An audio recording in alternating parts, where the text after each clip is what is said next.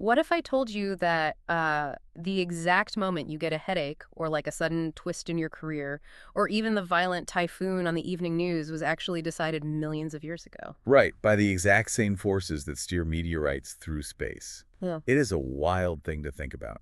It really is. I mean, welcome to the deep dive, everyone. We spend so much time sitting around feeling totally overwhelmed by what feels like just sheer, unadulterated chaos in the world. Oh, absolute. A news cycle that feels like it's written by a random number generator, random illnesses, just random chance. But what if you were completely wrong about the chaos? It is genuinely unsettling to consider. But it also strips away a lot of anxiety when you really dig into it.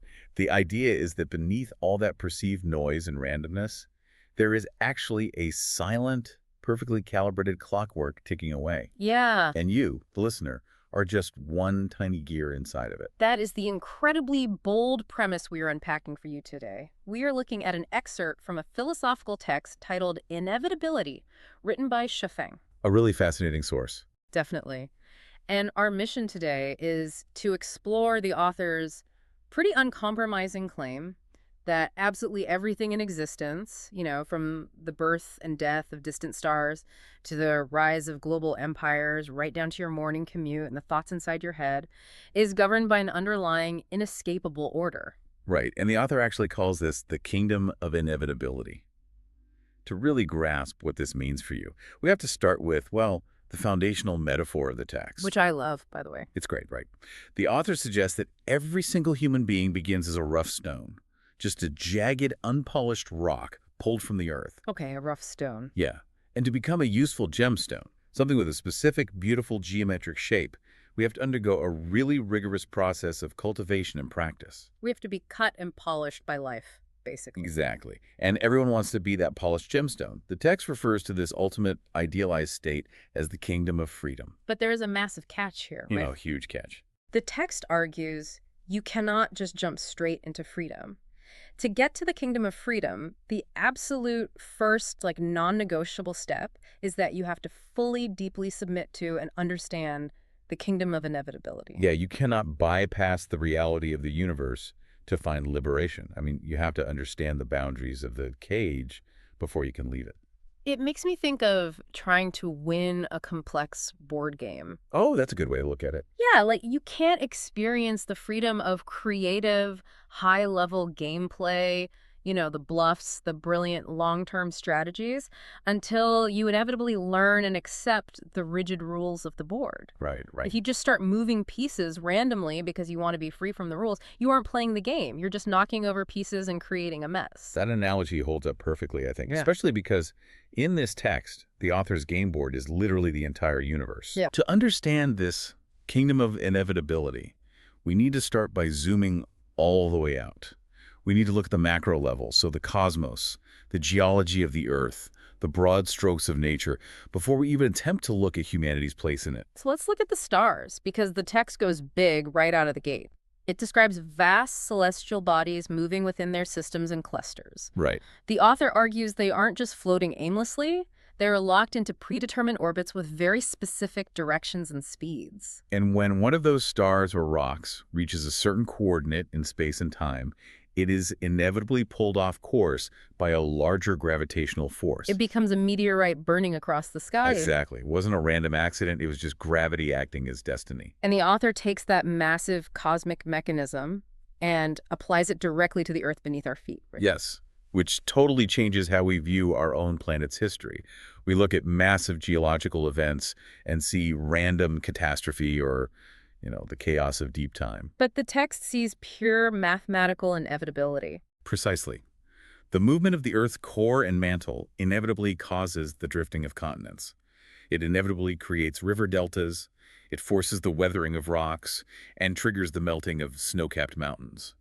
And then the text extends this strict order to ecology, too, dictated purely by the passage of time. Yeah, the biological rules. Right. Spring arrives, and the specific soil temperature inevitably forces seeds to sprout.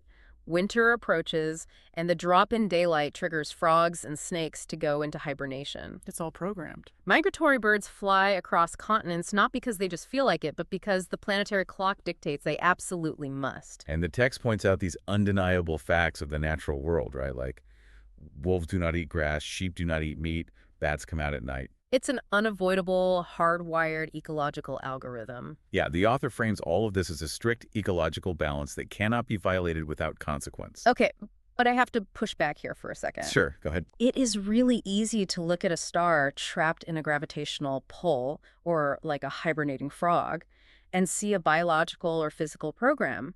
They don't have a conscious choice, they are just reacting. Right, they're just doing what they're programmed to do. But what about the incredibly violent, unpredictable events? A devastating tsunami, or a rampage of a typhoon, or a massive earthquake that splits a city in half. That's the tough part to reconcile. A tsunami wiping out a coastline doesn't look like a balanced equation to me. It looks like the system breaking. Doesn't sheer destruction represent a break in that order? It's a very natural assumption to view destruction as chaos, for sure. But the text specifically addresses this. Oh, really? Yeah. From the author's viewpoint, chaos is a complete illusion caused by our limited human perspective. Okay, how so? Well, what looks like a violent, random disaster to us, like a terrifying typhoon or an earthquake, is actually the inevitable consequence of colliding forces resolving themselves. Resolving themselves. Right. It is literally the math of the universe balancing his ledger. How does destroying a city balance a ledger, though? Because the Earth doesn't factor the city into the equation. Ah. The sun's heat, the moon's gravitational pull on the oceans, the tectonic pressure building up over millennia, they all combine into a massive physics equation. Right. When that pressure reaches a critical mass, a tsunami or an earthquake is the only mathematically possible outcome. It's not random anger from the Earth. It's basically an equation carrying the one. So an earthquake is just physics resolving a bottleneck. Precisely. And the author applies this exact same inescapable physical development to our own bodies, which is where it starts to feel, well, very personal. Yeah, no kidding. We think of physiological aging as this tragedy we try to fight with creams and diets, Yeah. but the text lists it out so clinically. From a developing embryo to the onset of menstruation to men growing beards. Women developing clitorises all the way to menopause and wrinkled skin.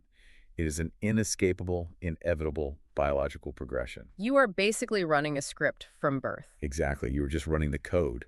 Okay, but if the physical world, the meteors, the typhoons, and our biological bodies are completely locked into this inevitable program, where does human civilization fit in? That is the million-dollar question. Right, because we built massive empires. We invented the internet. We created global financial systems.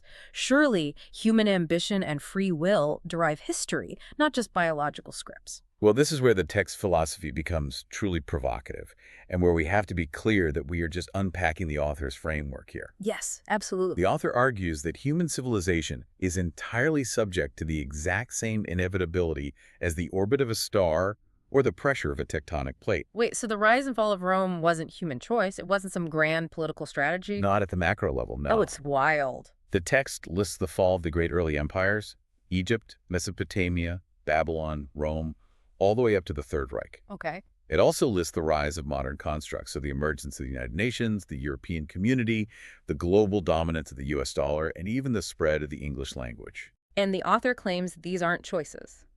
The author states explicitly that these are not man-made choices. They are the inevitable outcomes of historical development. I really need to understand the why here. How does a philosophical text connect the cold physics of a meteorite to, like, the global dominance of the US dollar? It all comes down to a specific mechanism the author identifies, which is the human survival competition. Human survival competition. That is the motor of history. Just like tectonic plates build pressure, human populations building up against limited resources create pressure. Right, okay. The dominance of a single currency or a global language isn't because one group of people were uniquely brilliant. It's because the sheer scale and complexity of the human survival competition literally demanded a unified medium of exchange to function efficiently. The pressure forced a result. Exactly. The pressure forced it. I love that visual. So human history is basically a giant moving walkway at an airport. We're all walking on it. And we might think we are moving forward because of our own brilliant political maneuvering or economic hustle. But actually, the human survival competition is the massive motor underneath, powering the belt, moving us all in one direction, regardless of our individual footsteps. That captures it perfectly. I mean, the walkway moves because the motor demands it. But what about the people who supposedly built the walkway? You know, the great leaders. The text lists out some massive historical It heavyweights, does. Caesar, Alexander the Great, Qin Shi Huang, Genghis Khan, Napoleon. and then it brings it right up to the 20th century with Hitler, Stalin, Roosevelt, Mao Zedong. Right, and before we dive into those names, let's just remind the listener that we are impartially unpacking the author's philosophical theory regarding historical mechanics here. Very important point. We are not making any value judgments on these figures' legacies, their politics, or their actions, whether they are deeply revered or universally condemned. Right. We are strictly looking at how this text categorizes them within its theory of universal inevitability. Absolutely. Yeah. We're just looking at the source materials argument. And the argument it makes about these incredibly powerful, world-altering figures is, well, that they are essentially interchangeable. Pretty much. They have all passed away. And the text uses a really evocative quote to describe their impact. It says, 1,000 sails pass by the wrecked boat, 10,000 trees spring up in front of the sick tree. It's a very poetic way of stating a pretty ruthless truth within this philosophy. The individuals, no matter how much power they held or how much they altered the map, fade away, and the societal progression just marches on without them. Wow. In this view, Napoleon didn't single-handedly change Europe. Europe's geopolitical tectonic plates were shifting, and Napoleon was simply the person standing closest to the fault line. Because the motor of human survival competition doesn't care who is standing on the walkway. Exactly. Right. And that drastically changes how we look at technological evolution, too. Oh, for sure. The text has a fascinating timeline on that. It talks about the shift from riding donkeys to driving cars, hand-pulled carts being replaced by trucks. Right. Bows and spears retreating while machine guns and missiles dominate. The abacus giving way to the computer and manual labor being taken over by robots. But again, the author doesn't frame these as moments of singular human genius. Yeah. The invention of the computer wasn't because one person had a eureka moment in a garage somewhere. Right. Rather, the exponential expansion of human information inevitably resulted in computer networks. Because of the survival competition? Exactly. The human survival competition generated so much data that human error became a lethal liability to the species. Oh, that makes total sense. Therefore, robots and computers are just the inevitable consequence of our need to reduce manual errors to survive. It's evolution just applied to tools instead of biology. Okay, so if society is on a moving walkway driven by survival competition, and technology is just an evolutionary response, how much control do we actually have over our own individual, deeply personal lives? The author provides a very specific metaphor for the individual. The text compares the human body to a highly complex computer, and it operates on a very strict law. Whatever content is inputted inevitably results in corresponding feedback, action, and reaction. The input-output machine. Yes. The text gives some pretty grounding, undeniable examples of this first. It says the type of seed determines the type of sprout. That's just basic agriculture. Right. It points out that offspring of close relatives often suffer mental disabilities, which is genetics. Promiscuity leads to sexually transmitted diseases, irregular living causes fatigue, and excessive drinking leads to digestive issues. All of that tracks logically. Action equals consequence. It does. But then the text takes this input-output concept into the mind-body connection, and, well, it gets incredibly stark. The claims become extremely specific regarding human behavior, thoughts, and severe health outcomes. Yeah, it claims that twisted thoughts lead to heart disease. Disasters strike when taboos are ignored. It says nonsense talk brings misfortune close at hand, and confused thoughts lead to headaches. And then there's the heaviest one. Yeah. It claims that pent-up emotions lead to cancer. I actually have to stop us here because this is where the philosophy gets genuinely uncomfortable. It's very harsh. Claiming that someone's pent-up emotions gave them cancer feels cold. It removes all grace from human suffering. It feels like blaming the user for every single glitch in the computer, basically implying that if you get sick, you inputted the wrong thoughts. I completely understand that reaction. Does the text really view human suffering as a strict one-to-one input-output equation? Within the boundaries of the kingdom of inevitability, yes. It absolutely does. Wow. The author's entire premise rests on the idea that the law of cause and effect is absolute, ruthless, and entirely devoid of sentimentality. The universe, in this view, is just a math problem. No exceptions. None. It does not make exceptions for our feelings or offer grace for our suffering. The text states that when things flourish, they inevitably decline. When the ignorant act, they inevitably make noise. When the wise act, they inevitably become saints. So there's literally no room for bad luck. There's only bad input. The text actually contains a line that perfectly captures this absolute lack of wiggle room. It says, dragons give birth to dragons. Phoenixes give birth to phoenixes. The offspring of rats will dig holes. All beings have no choice in their origins. That is heavy. The input dictates the output. You cannot plant an apple seed and demand a melon. If you input pent-up emotional stress into the biological computer, the text argues the inevitable physical output is disease. All beings have no choice in their origins. That is a heavy, heavy sentence. It really is. And it brings us right back to you, the listener. If we have no choice in our origins, if our bodies are just running a cold biochemical algorithm and human history is just a moving walkway we happen to be stuck on, are we just prisoners in this kingdom of inevitability? It certainly feels that way at this point. Right. At the very beginning of this deep dive, we talked about becoming a polished gemstone. We Right. talked about the kingdom of freedom. Where is the freedom in an existence where every single thing is already scripted by physics and survival competition? That tension you're feeling is the core of the text. After laying out this ironclad case for a predetermined universe, the author lists out specific inevitabilities in an individual's life that they simply cannot control. Oh, okay. The text notes there are 18 aspects of life, and it lists 9 of them to analyze. Let's look at this list of things we supposedly have zero control over. Sure. It includes wealth, fame, and status. It includes your turning points and encounters in life, so your big career breaks or random meetings. Right. It includes eating, drinking, and sleeping, Yeah. enjoying blessings or enduring suffering, prosperity and adversity, and ultimately your destination after death. But there's one more.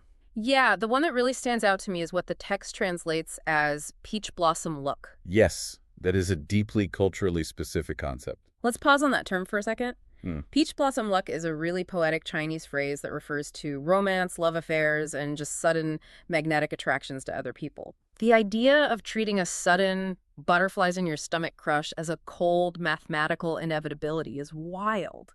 I mean, we like to think of love as the ultimate expression of human free will. It is a wild concept to accept, but honestly, it fits perfectly into the author's framework. How so? Well, you didn't choose to fall in love. You met that person because your social and geographic orbits inevitably crossed, driven by the larger human survival competition, and your biological computer just reacted to their input with a chemical response. Wow, okay. The text is unequivocal. These phenomena, even love, are inevitable. Humans cannot simply escape these shackles through willpower. But then I have to ask, why do anything? What do you mean? If I can't control my wealth, the major turning points in my career, or even my romantic peach blossom luck, why should I even try to be that rough stone getting polished? Oh. Why bother with cultivation and practice if the input and output are already locked in and my life is just a script? Because of the ultimate aha moment of the text. The reason you cultivate yourself is precisely because you cannot bypass the rules. Okay, walk me through the logic of that. You cannot achieve the kingdom of freedom by ignoring reality, wishing for better luck, or just fighting the universe's order. Freedom, in the context of this philosophy, is not the absence of inevitability. Right. Freedom is the profound understanding of it. So going back to our moving walkway analogy. Right. If you are on the moving walkway of history and you spend your entire life facing backward, running as fast as you can against the direction of the belt, you are going to be exhausted, And miserable. miserable, and you will eventually collapse. Yeah. You are fighting inevitability. Mm. Cultivation, the cutting and polishing of that rough stone, is the internal process of recognizing the direction the walkway is actually moving. Oh, I see. So when you finally understand that the terrifying typhoon is just math, that the rise and fall of your personal bank account is just the tide, you stop exhausting yourself trying to fight the cosmic current. You stop thrashing. You align yourself with the underlying order. You become a useful gemstone that fits perfectly into the geometry of the universe, rather than a jagged rock just scraping against the gears of the machine. That makes a lot of sense. That alignment, that total lack of internal resistance to the reality of the universe, is what the author defines as true freedom. That is a massive perspective shift. Freedom isn't breaking the rules of the board game. Freedom is mastering the rules so completely that you move in perfect harmony with them. Exactly. You stop being angry at the dice for landing on a 2 because you finally understand that gravity and probability dictated it from the moment it left your hand. Right. You accept the inevitability, and in that acceptance, the anxiety and the feeling of chaos just vanish. Exactly. You are free from the illusion of chaos.